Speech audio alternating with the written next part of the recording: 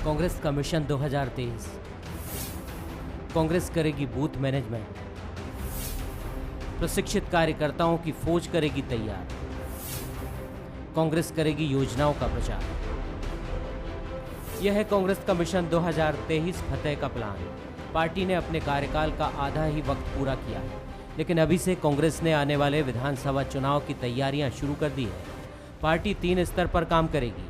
पहला, प्रदेश कांग्रेस बूथ कमेटियों का गठन करेगी। दूसरा, बूथ मैनेजमेंट के लिए हर बूथ के लिए कार्यकर्ताओं को प्रशिक्षित किया जाएगा। तीसरा, राज्य सरकार की योजनाओं और विकास के कामों को शहर शहर, गांव-गांव के घर घर तक पहुंचाया जाएगा। इसकी शुरुआत प्रदेश पदाधिकारियों के प्रशिक्षण कार्यक्रम से कर दी गई है। ये पदाधिकारी बाद में संभाग, जिला और फिर बूथ स्तर के लोगों को ट्रेनिंग देंगे। संगठन को फिर से मजबूती देने का काम निचले स्तर पे, हर स्तर पे, प्रदेश स्तर पे, जिला और ब्लॉक और उसके बाद बूथ लेवल पर मजबूती देने के लिए कार्यक्रम बनाया गया है, जिसकी तैयारी अभी चल रही है। और इसके माध्यम से शासन ने जो लोक कल्याणकारी योजनाएं जो शुरुआत की है, उसे जन जन तक पहुँचाने का भी काम करेगी। इधर बीजेपी इस तैयारी को गौर से देख रही है। बीजेपी जानती है कि कांग्रेस उसके मुकाबले प्रदेश में जनप्रतिनिधियों के मामले में मजबूत है, इसलिए सरकार की असफलताओं को लोगों तक पहुंचाने विपक्ष ने अभियान शुरू कर दिया है। बीजेपी ये भी उम्मीद कर रही है कि कांग्रेस से जनता का मोह भंग होने का फायदा उसे मिलेगा। भारतीय जनता पार्टी एक मजबूत विपक्ष के रूप में खड़ी है और आज हम इस 2.5 साल की सरकार के जो कारनामे हैं उसको उजागर करने के लिए है। हम हर घर के अंदर में जा रहे हैं, हैंडबिल दे रहे हैं और जनता के विश्वास को पुनः अर्जित करने के लिए हमारा कार्यकर्ता परिश्रम की पराकाष्ठा कर रहा है। कांग्रेस के प्रशिक्षण शिविर में मास्टर ट्रेनर, प्रवक्ता और प्रदेश पदाधिकारी कार्यकर्ताओं और नेताओं को मंत्र देंगे। इन कार्यक्रमों में विपक्ष के दुष्प्रचार को रोकने के गुर भी सिखाए जाएंगे। लेकिन कांग्रेस अपने इस प्लान के जरिए अपनी रणनीति में कितनी सफल होगी, ये देखना दिलचस्प होगा। मोहन तिवारी, बंसल न्यूज, रायपुर। नमस्कार, मैं हूं सोहेल खान। छत्तीसगढ़ में आज का मुद्दा है कांग्रेस का प्लान 23। छत्तीसगढ़ में कांग्रेस सरकार अपने 2.5 साल यानी आधा कार्यकाल पूरा करने जा रही है। विधायकों की संख्या बल के लिहाज से मजबूत कांग्रेस के भीतर इस 2.5 साल में कोई उथल पुथल नहीं दिखी और शायद दिखना भी नहीं थी। इसकी वजह विपक्ष भी समझता है। ऐसे में जहां भी भारी बहुमत की सरकार बनती है, विपक्ष छोटी मोटी हलचलों के जरिए 5 साल काटने का इंतजार करता है। इंतजार होता है अगले चुनाव में जाने का। हालांकि ये बात सत्ता पक्ष भी समझता है, लेकिन कभी कभी सत्ता के मद में चूर पार्टियां तैयारी में देरी करती हैं और विपक्ष के हाथ सत्ता की चाबी सौंप देती हैं। भूपेश बघेल एक लंबे समय से छत्तीसगढ़ में विपक्ष की भूमिका में नजर आए। उनकी निरंतरता ने उन्हें सत्ता के शीर्ष तक पहुंचाया। वो विपक्ष का कड़वापन और सत्ता की मिठास दोनों चख चुके हैं। कांग्रेस की सत्ता के 2.5 साल पूरे होने पर बीजेपी मुख्यमंत्री बदले जाने की बात कहकर टीएस सिंहदेव पर दांव खेल रही थी, लेकिन सिंहदेव का बयान और मुख्यमंत्री भूपेश बघेल ने अब यह साफ कर दिया है कि कांग्रेस के टारगेट पर 2023 है, यानी फिलहाल बीजेपी के लिए कोई संभावना नहीं है। आज हम चर्चा करेंगे कांग्रेस के उस मिशन 23 पर। जो मेहमान मेरे साथ जुड़े हैं उनसे आपका तारुफ करा दूं। केदार गुप्ता साहब मेरे साथ जुड़े हैं, नेता हैं बीजेपी के, बहुत स्वागत है। अमित श्रीवास्तव साहब मेरे साथ जुड़ गए हैं, प्रवक्ता हैं कांग्रेस के, बहुत स्वागत है आपका। और एक वरिष्ठ पत्रकार ईवी मुरली साहब भी मेरे साथ जुड़े हैं, आपका भी बहुत स्वागत है। मुरली साहब, शुरुआत आपसे करना चाहूँगा। कांग्रेस सरकार के 2.5 साल, अगर मैं आपसे कहूँ कि आप मूल्यांकन करें सरकार और संगठन दोनों के, कितने नंबर आप देना चाहेंगे? 2.5 साल की सरकार, 2.5 साल का संगठन।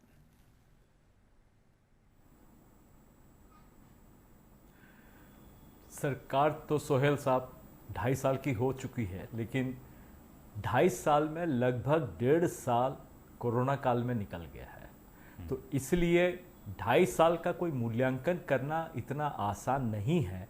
फिर भी मैं समझता हूं कि 2.5 साल का इस सरकार ने वादे जो किए हैं लगभग पूरा कर चुका है। कुछ वादे रह चुके होंगे, रह गया होगा, लेकिन सरकार का मानना है कि वो वादे भी पूरा करेंगे अगर प्रॉमिसेस फुलफिल्ड, इस पर अगर आंकलन करना है तो सरकार का खुद का मानना है कि उन्होंने लगभग 70% वादे पूरे किए हैं। लेकिन विपक्ष का कहना है कि उन्होंने वादे पूरे नहीं किए। तो इस तरह का तर्कसंगत बातें तो राजनीति में चलते रहेगी, लेकिन मेरा ये मानना है कि पिछले 2.5 साल का इस सरकार में कांग्रेस को बहुत सुदृढ़ बहुमत है, इसलिए इस पर राजनीतिक आलोचनाओं का कोई बहुत ज्यादा असर नहीं पड़ा है जी। और ये जो 2.5 साल उन्होंने बिताया है सत्ता के, इसमें मुझे लगता नहीं कि बहुत ज्यादा काम, अगर विकास का कार्य देखा जाए तो बहुत ज्यादा विकास का कार्य नहीं हो पाया है।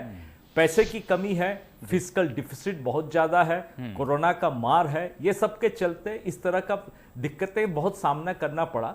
15 साल भारतीय जनता पार्टी का जो काल था उसमें इस तरह का दुविधाएं किसी भी सरकार को सामने नहीं करना पड़ा है, लेकिन भूपेश सरकार को इस तरह का विपदाओं का सामना करना पड़ा, काफी मार का सामना करना पड़ा कोरोना का। तो उसके बावजूद भी सरकार को, मुझे लगता है कि सरकार का जो परफॉर्मेंस था लगभग ठीक था, और जो कुछ वादे उन्होंने किसानों से किए हैं वो वादे उन्होंने पूरा किया है। इस लिहाज से मैं समझता हूं कि सरकार का जो 2.5 साल है वो लगभग सामान्य रहा है। चलिए, सामान्य रहा, और सामान्य को अगर हम ये भी कहते हैं मुरली साहब कि आप पास कर रहे हैं 2.5 साल की सरकार को, तो शायद कोई आपके मायनों से इतर नहीं होगा। केदार गुप्ता साहब मेरे साथ जुड़े हुए हैं, नेता हैं बीजेपी के। केदार साहब, शायद जब से कांग्रेस की सरकार छत्तीसगढ़ में बनी, एक मुद्दा या एक बयानों का सिलसिला बीजेपी की तरफ से इन पूरे 2.5 साल में हमने लगातार देखा, और वो बात, वो बयान या मुद्दा यही था कि मुख्यमंत्री पद को लेकर समझौता है। भूपेश बघेल 2.5 साल के मुख्यमंत्री हैं, और इसके बाद 2.5 साल जब गुजर जाएगा तो टीएस सिंहदेव का नंबर आएगा। क्या बीजेपी का ये एक महज सियासी शगुफा था, या बीजेपी को ऐसा लगता था कि नहीं, इसी समझौते के तहत सरकार बनी है, और बीजेपी इस इंतजार में भी थी कि या तो इस बात को लेकर कांग्रेस के भीतर दो फाड़ नजर आए, एक गुट भूपेश के साथ जाए, एक गुट टीएस सिंहदेव के साथ जाए। 2.5 साल गुजर गए, फिलहाल ऐसे कोई आसार नजर आते नहीं हैं, और आज भी उस 2.5 साल के मुख्यमंत्री वाले बयान का टीएस सिंहदेव साहब ने खुद खंडन किया है, और दूसरी तरफ मुख्यमंत्री कह रहे हैं कि अब हमारी नज़र 2023 पर है। आपको लगता है कि ये सिर्फ एक शगुफा सा बन के रह गया है? कांग्रेस पार्टी किसी को भी मुख्यमंत्री बनाए जी, और कितने समय के लिए भी बनाए, भारतीय जनता पार्टी को इससे बहुत कुछ लेना देना नहीं है जी। ये तो कांग्रेस के ही अंदर खाने से जो बात आती है कि जब इनकी घोषणा हुई माननीय भूपेश बघेल जी की, उसी दिन ये बात आई कि भाई ताम्रध्वज जी का भी नाम था, टीएस सिंहदेव जी का भी नाम था जी, और वहां बहुत माथापच्ची हुई, आपस में डिस्कशन भी काफी हुआ, और फिर ये तय हुआ कि 2.5 साल के लिए मुख्यमंत्री बनाए जाएंगे। ये कांग्रेस के अंदर से चर्चा आई है, भारतीय जनता पार्टी को क्या लेना देना। हम विपक्ष में हैं, जो मुख्यमंत्री होंगे, जो सरकार होंगे, अगर जनता के हित में काम नहीं करेंगे जी, और जिन मुद्दों को लेकर वो चुनाव जीते हैं, जिन मुद्दों को लेकर उन्होंने छत्तीसगढ़ के भाई बहनों का वोट लिया है, अगर वो उसे पूरा नहीं करेंगे तो हम तो लगातार ये मांग करेंगे कि आपके जो मैनिफेस्टो में बात थी आप उसको पूरा करें। ये बार बार कहते हैं कि 5 वर्षों की सरकार होती है, हम करेंगे, पर इनके मैनिफेस्टो में उठाकर देखिए, इन्होंने कहा है हम तत्काल करेंगे, शराबबंदी, पूर्ण शराबबंदी करेंगे। कब कहा था कि 5वें वर्ष में करेंगे, कब कहा था कि 2.5 वर्ष बात करेंगे, और 2.5 वर्ष निकल गए, और 2.5 वर्ष में घर घर शराब बिक रही है, कोचिया शराब बेच रहे हैं, और 2-2 काउंटर ऐसे सुनने में आता है शराब दुकानों में, एक पता नहीं कौन सा है और एक सरकारी है। तो ये सब बातें हैं जो शहर में चल रही हैं। बेरोजगारों को, युवा बेरोजगारों को 2,500 भत्ता जी, अभी भी कहेंगे 5 साल का टर्म है, हम करेंगे। अरे भाई, वोट तो आपको पूरे 5 साल में ये सुविधाएं मिलेगी इसलिए दिया था ना। प्रॉपर्टी टैक्स हम आधा करेंगे, और कहाँ है उसका पता नहीं है। तो निश्चित रूप से आप देखें कि लगातार अपराध का ग्राफ भी बढ़ता चला जा रहा है जी, और छत्तीसगढ़ पूरा कर्ज में डूब रहा है। सिर्फ 2.5 वर्षों में 45,000 करोड़ का कर्ज ले लेना जी, और विकास के नाम पर एक ईंट नहीं रखना, क्या पैसे का क्या किया? लोगों में चर्चा है कि आखिर इस पैसे का क्या किया। कोई कहते हैं कि रेमडेसिविर इंजेक्शन जो महाराष्ट्र सरकार ने 695 रुपए में खरीदा था, छत्तीसगढ़ की सरकार ने 1495 में खरीदा, 800 रुपए ज्यादा इसमें जा रहा है ये पैसा। इस प्रकार की खरीदियों में पैसा जा रहा है। एक सरकार 695 रुपया और छत्तीसगढ़ की सरकार 1495 रुपया। तो मुझे ऐसा लगता है कि ये जो कर्ज लिया जा रहा है जी, ये छत्तीसगढ़ की जनता को कर्ज में डुबोया जा रहा है और कहीं कोई विकास नहीं है, किसी बात की कोई चिंता नहीं है जी। ये खाली राजनीति करने बैठे हैं और जनता के पास, जनता पूर्ण रूप से आज पछतावे में है। पहले जनता का मन था परिवर्तन का, तो परिवर्तन कर दी, पर आज जनता का मन पछतावे का है जी, और पछता रही है। यही ठीक। बात को जी। भारतीय जनता पार्टी जनता के बीच जाकर और एक आवाज बनकर उठा रही है। चलिए, बड़ी खूबसूरती से आपने 2.5 साल वाली बात को तो खैर कांग्रेस के पाले में डाल दिया। अमित श्रीवास्तव साहब मौजूद हैं। अमित श्रीवास्तव साहब, 2.5 साल तो बीत गए और जैसे हम ईवी मुरली साहब से बात कर रहे थे, उन्होंने कहा कि क्योंकि अब 1.25 साल कोरोना काल था, ऐसे में मूल्यांकन करना मुश्किल है, लेकिन 2.5 साल बचा है। क्या कुछ आगे कांग्रेस की रणनीति रहेगी? क्योंकि केदार गुप्ता साहब का कहना है कि अगर घोषणा पत्र था तो क्या कांग्रेस 5 साल का इंतज़ार कर रही है, या फिर ये लगता है कि नहीं, ये लोकतंत्र है और जो घोषणा पत्र होता है वो 5 साल के लिए ही जारी किया जाता है? सोहेल भाई, मैं सबसे पहले तो बहुत शिद्दत से सुन रहा था केदार भाई को जी। और मैं आपको बता दूं कि जिस प्रकार से भैया सिलेवार कह रहे थे, बीजेपी की दिक्कत यही है। देखिए, जब पहले तो ये मुंगेरी लाल के हसीन सपने देख रहे थे और अब आके कह रहे हैं कि अब कांग्रेस का अंदरूनी मामला है।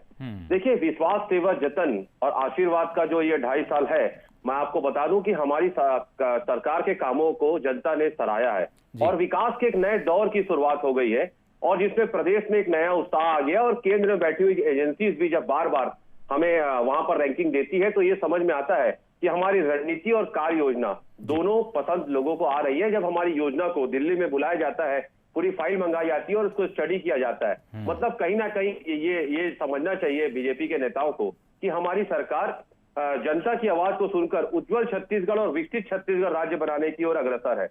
देखिए, बीजेपी वालों की तकलीफ कहाँ है सोहेल भाई? जब हम 17,82,000 किसानों का 9,09,000 करोड़ रुपए ऋण माफ करते हैं, तकलीफ वहीं से चालू हो जाती है। और आपने जैसा कहा और इन्होंने कहा, मैं आपको बता दूं, केदार भैया बहुत वरिष्ठ सम्मानित भाजपा के प्रवक्ता है और नेता है। उनको पता होना चाहिए कि कोई भी मैंडेट जो रहता है वो 5 सालों के लिए रहता है और घोषणा पत्र जो है वो भी 5 सालों के लिए रहता है।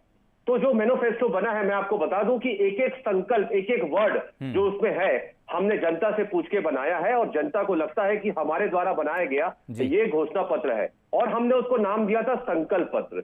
और मैं बार बार चैनल में कहता हूं कि वो संकल्प जो हमने लिया था, हमने उसके लिए कोई विकल्प हम नहीं ढूंढते सोहेल भाई। लगातार हम, चाहे किसानों में आज देश में सबसे ज्यादा 2500 रुपए का समर्थन मूल्य हम दे रहे हैं किसानों को और लगातार 3 साल से आप देखिए कि रिकॉर्ड तोड़, जैसा मुरली भैया ने कहा कि एक एक वादे हम पूरे करते जा रहे हैं और लगभग हम बहुत से वादे कंप्लीट करने की ओर अग्रसर है। दिक्कत यहीं पर है, जब जनता, और आपने, मुरली भैया ने बताया कि 1.5 साल पेंडेमिक में गया, उसके पहले मैं आपको बता दूं लोकसभा चुनाव, उसके पहले 2 हमारे यहाँ जो उपचुनाव थे, उसके बाद नगरीय निकाय चुनाव। तो लगातार अगर आप देखेंगे तो बहुत शॉर्ट समय मिला हमको काम करने के लिए, लेकिन बेहतरीन काम हमारे मुख्यमंत्री जी ने और हमारी पूरी सरकार ने किया। और मेहनत से जो सफलता मिलती है और कठोर परिश्रम के बाद अगर जनता खुशहाल होती है, क्योंकि हमारा एक ही ध्येय है कि छत्तीसगढ़ का 2,80,00,000 जनता को अंतिम पंक्ति में बैठा हुआ अंतिम व्यक्ति तक सरकारी योजनाओं को लाभ हम पहुंचाएं और उनको कैसे समृद्ध और खुशहाल बनाएं, इसीलिए हमारी सरकार लगी है। रही बात 2023 की जो हम चर्चा कर रहे थे, मैं आपको बता दूं कि एक एक कार्यकर्ता लगातार 15 साल उस पूर्ववर्ती सरकार से लड़ा है, जिनका जन सेवा नहीं धन सेवा उनका उद्देश्य हुआ करता था। माफिया राज, कोयला तस्करी, सिंडिकेट और जिस प्रकार से गौ तस्करी, सारे कामों में वो लिप्त रहते थे, उस सरकार से हमने लड़ा है। और छत्तीसगढ़ प्रदेश की जनता ने देखा है सोहेल भाई कि हमारे बिलासपुर के कार्यकर्ताओं को कांग्रेस भवन में घुस के इन्होंने पिटवाया था पुलिस से। वो सारा परिदृश्य छत्तीसगढ़ की जनता के समक्ष है। लेकिन मैं आपको बता दूं कि जो भाजपा के नेता एक सशक्त विपक्षी भूमिका निभाना चाहिए, उससे वो कोसों दूर है। नित्य नए प्रपंच करना, नित्य नए चीज आके करना, तो मुझे किसी की पंक्तियां याद आ गई कि साहेब की सियासत का इतना सा फसाना है, बस्ती भी जलाना है और चैनल में आके मातम भी मनाना है। ठीक, मैं लौटता हूं आपके पास। मुरली जी, 2.5 साल यानी 30 महीने गुजर गए। कांग्रेस संगठन की बात करूं, हालांकि अभी भी कुछ नियुक्तियां इसमें बाकी हैं, और जब पीएल पुनिया साहब रायपुर की तरफ रुख करते हैं तो कांग्रेस कार्यकर्ताओं में ये मैसेज जाता है कि हो सकता है इस बार फाइल जो है वहाँ से हरी झंडी के साथ आई हो और अब हमको भी संगठन में कोई ना कोई जगह मिले। हालांकि तमाम लोगों को मायूसी होती है, लेकिन फिर भी 2.5 साल, उसमें ये पैंडेमिक भी गुजर जाता है। कांग्रेस संगठन को आप किस तरह देखते हैं? क्या आपको लगता है कि अगर भूपेश बघेल सरकार को लेकर उस दिशा में चल रहे हैं जहां उनका टारगेट 2023 है, तो क्या वो साथ साथ कांग्रेस के संगठन को भी वो तैयारी करा रहे हैं, क्योंकि 2.5 साल बाद मुकाबला फिर यकीनन तगड़ा होने जा रहा है?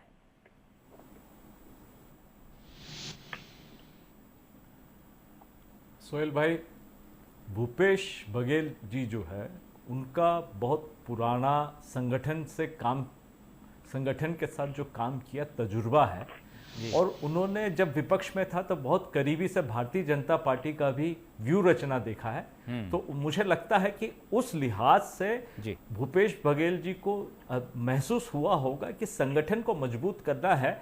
आने वाले चुनाव में अगर दोबारा कांग्रेस को यहाँ पे सत्ता में लाना है तो संगठन को मजबूत करना है, तो शायद इसीलिए उन्होंने प्लान 2023 बनाया है। और मुझे लगता है कि केवल संगठन को ही मजबूत करने से काम नहीं होगा। जो सरकार ने जो संकल्प पत्र में वादे जो किए हैं वो एक एक करके सरकार को पूरा करना है। संगठन और शासन दोनों के बीच में सामंजस्य को बिठाना है। और रही बात बाकी जितने कमीशंस, बोर्ड और कॉर्पोरेशंस में जिस तरह का नियुक्तियां होना है वो भी बचा हुआ है, और लोगों को, खासकर कांग्रेस नेताओं को बड़ा आकांक्षा है कि इन नियुक्तियों का जल्द से जल्द पूर्ण किया जाएगा। लेकिन 2.5 साल होने के बाद भी सारी नियुक्तियां नहीं हुई है। मुझे लगता है कि इसके एक कारण जो फाइनेंशियल बर्डन हो सकता है वो शायद इसलिए वो नियुक्तियों को खींचा जा रहा है। कोरोना काल आ गया, 1.25 साल के लगभग, उससे पहले चुनाव थे, तो इस तरह का कई सारे दिक्कतें आई है, और उसके बाद इनके पास जो फाइनेंशियल डिफिकल्टीज आया है, इस वजह से शायद वो डिले हो रहा है। चूंकि मुझे लगता है अगर ये सारी नियुक्तियां करेंगे तो शासन प्रशासन को एक बहुत लंबा एक्सपेंडिचर हो सकता है एक्सचेकर के लिए, तो शायद इसलिए वो डिले किया जा रहा है। हो सकता है कि वो जो पैसा बचेगा वो पैसे से शायद कुछ विकास कार्य में वो डाला जाए, या इस तरह का कोई प्लान होगा, सरकार का है। और ये नियुक्तियां का तो प्रेरोगेटिव मुख्यमंत्री का है, वो जब चाहे कर सकता है। हाँ, लेकिन एक बेहतर समय पर अगर ये फैसला हो जाए तो शायद कांग्रेस संगठन को और मजबूती मिल सकती है। केदार गुप्ता साहब, ये बात सही है कि जब बहुमत की और भारी बहुमत की सरकार बनती है, ऐसे में विपक्ष की संख्या बल कमज़ोर हो जाती है। 5 साल तक विपक्ष को बहुत ज़ोर शोर से एक्टिव रखना आसान बात नहीं होता। ज़्यादातर हमने देश की राजनीति में और राज्यों की राजनीति में ये देखा है कि विपक्ष फिर धीरे धीरे इंतज़ार करता है कि उस 5 में से 3 साल 4 साल कट जाएं और आखिरी साल जाकर धुआंधार बैटिंग की जाए, तमाम वो कमियां गिनाई जाएं जिसको लेकर आप एक मजबूत पिच पर खड़े नजर आएं और जनता का ध्यान अपनी तरफ खींच सकें। 2.5 साल गुजरे, आपको लगता है कि बीजेपी उन तमाम मुद्दों को उठाने में कामयाब रही, या फिर आपको लगता है कि नहीं, अभी वो तमाम मुद्दे आना बाकी हैं जिस पर बीजेपी धुआंधार बैटिंग करेगी?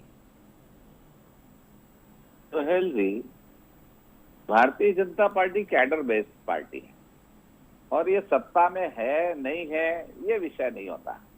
संगठन अपना काम दिन रात करता रहता है जी। और जहां तक बात है 2.5 साल 3 साल 5 साल की, तो विपक्ष में भाजपा कितनी एक्टिव है, कितने मुद्दे उठा रही है, इसी से समझ लें कि कांग्रेस 2.5 साल पहले ही प्रशिक्षण शिविर शुरू कर दिया, और इतनी ज्यादा हलचल मच गई है कि 2.5 साल से जो निगम मंडल की नियुक्ति नहीं कर पा रहे थे अपने कार्यकर्ताओं की, आज वो प्रेशर में, भारतीय जनता पार्टी के प्रेशर में निगम मंडल की नियुक्ति करने वाले हैं। मैं तो हमारे कांग्रेस के साथियों को बधाई देता हूं, शुभकामनाएं देता हूं। हम भले राजनीतिक विचारों से अलग अलग पार्टी में है, पर है तो सब छत्तीसगढ़िया। इसलिए अमित जी को भी मैं अभी से शुभकामनाएं देता हूं कि 17 तारीख को जो घोषणा होने वाली है उसमें अमित जी का भी नाम हो, और जो कार्यकर्ताओं का हक है कि सरकार आने के बाद उन्हें सम्मान मिलना चाहिए जी, वो कांग्रेस में 2.5 वर्ष हो गए नहीं मिल पाया। तो कहीं ना कहीं ये जो अंदर की गुटबाजी है कि एक फाइल तैयार होती है, कुछ नाम तैयार होते हैं, फिर उसमें बड़े नेताओं का इंटरफेरेंस शुरू होता है, और इससे जो असंतोष पैदा हुआ है वही है कि कांग्रेस को 2.5 साल पहले ही चुनाव की याद आने लग गई 2023 में क्या होगा। तो निश्चित रूप से ये कांग्रेस की हड़बड़ाहट है जो उनके कार्य योजना से दिख रही है। आज जनता कह रही है कि भाई कुशासन है, अपहरण हो रहे हैं, बलात्कार हो रहे हैं, हत्याएं हो रही है जी, और उसका कोई माई बाप नहीं है। आपको एक बात बताना चाहता हूं कि छत्तीसगढ़ प्रदेश कृषि प्रधान प्रदेश है और यहाँ पर किसान भाइयों के 12 लाख, मैं अमित जी से भी निवेदन करूंगा कि ये बात को सरकार तक पहुंचाएं जी कि 12 लाख किसान भाइयों के बिजली के कनेक्शन के लिए आवेदन पेंडिंग है। ठीक, जो ये कनेक्शन नहीं दे रहे अधिकारी, पता नहीं क्यों नहीं दे रहे, चलिए किस लिए जवाब नहीं दे रहे, जी, आखिर क्या होगा। ठीक। किसान भाइयों को बिजली का कनेक्शन नहीं मिलेगा तो उत्पादन तो घट जाएगा।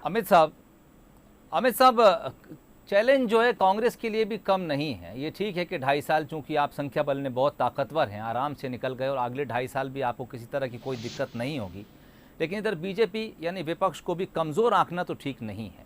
अगर जनता से जुड़े मुद्दे या जिसे कहते हैं कि जनता की नब्ज टटोलने में बीजेपी कामयाब होती है तो फिर 30 महीने यानी 2.5 साल के बाद कांग्रेस को जवाब देना मुश्किल होगा। उन तमाम मुद्दों की तरफ कांग्रेस का कितना ध्यान है जो विपक्ष आने वाले समय में मजबूती के साथ उठा सकती है, इसमें से आप उस मुद्दे को निकाल दीजिए कि 2.5 साल के बाद सीएम बदलने जा रहे हैं। जी देखिए सोहेल भाई, मैं आपको बता दूं कि लगातार मैंने जैसा कहा हमारी सरकार का ध्येय यही है कि छत्तीसगढ़ समृद्ध और सशक्त छत्तीसगढ़ बने जी, और लगातार हमारी सरकार उन योजनाओं को प्राथमिकता में लेके कर रही है जिससे छत्तीसगढ़ का भला हो। मैं आपको बता दूं कि जिस प्रकार से लोक कल्याणकारी योजना और लगभग जनहितैषी योजना जो हमारी सरकार लगातार बना के कार्य कर रही है, उसके परिणाम भी सुखद परिणाम देश और प्रदेश की जनता को दिख रहा है जी।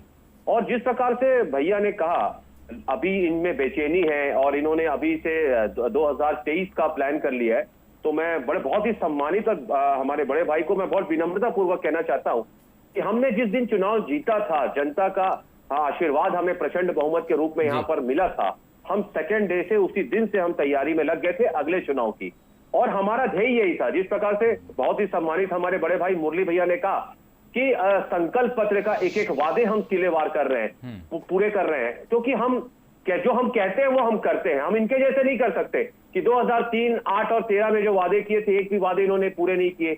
और बहुत मुझे खुशी होती जिस प्रकार से हमारे बड़े भैया कह रहे थे कि किसान भाइयों की इनको चिंता है। 7 महीनों से केदार भैया दिल्ली में बैठे हुए किसान भाई, और सारा वो मंजर और सारा वो वज्रपात जो उनके ऊपर हुआ है हमने देखा है। और देश में बैठे हुए हुक्मरान और संवेदनहीन हमारे प्रधानमंत्री जो ऐसा मानते हैं कि जिनका भारत के संविधान और लोकतंत्र में विश्वास तो है नहीं, क्योंकि चुनी हुई सरकारों को आप लोग गिरा गिरा के अपनी सरकार बनाते हैं, ये भी देश की जनता ने देखा है। लेकिन मैं फिर भी आपको धन्यवाद दूंगा, बहुत ही सम्मान पूर्वक मैं आपको धन्यवाद देना चाहता हूं कि आपने उन किसानों की वेदना को समझा, उनकी असीम पीड़ा को समझा।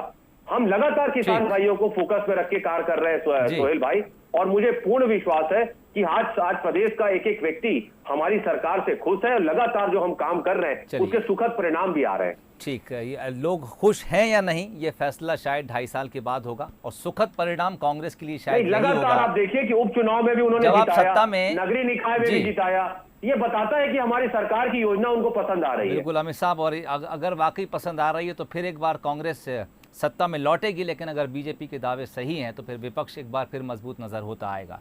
अमित साहब बहुत शुक्रिया हमसे जुड़ने के लिए। ईवी मुरली साहब आपका बहुत शुक्रिया। केदार गुप्ता साहब आपका भी शुक्रिया चर्चा में शामिल होने के लिए। तो कांग्रेस के 2.5 साल छत्तीसगढ़ में पूरे हो गए। मिशन 2023 का ऐलान आज मुख्यमंत्री भूपेश बघेल ने कर दिया। हालांकि बीजेपी इसे लेकर तंज कस रही है। उसका कहना है कि कांग्रेस के भीतर एक असमंजस की स्थिति है, एक डर का भाव है, तभी 2.5 साल पहले 2023 की तैयारी कर रही है। कांग्रेस का दावा है कि उसने चुनाव जिस दिन जीता उसी दिन से अगले 5 साल की तैयारी शुरू कर दी। बहरहाल 2023 ये फैसला करेगा कि कांग्रेस में जो कुछ दावे हैं वो सच साबित होते हैं या फिर बीजेपी एक बार फिर से सत्ता के शीर्ष तक पहुंचती है। आज का मुद्दा में फिलहाल इतना ही। इजाजत दीजिए। नमस्कार।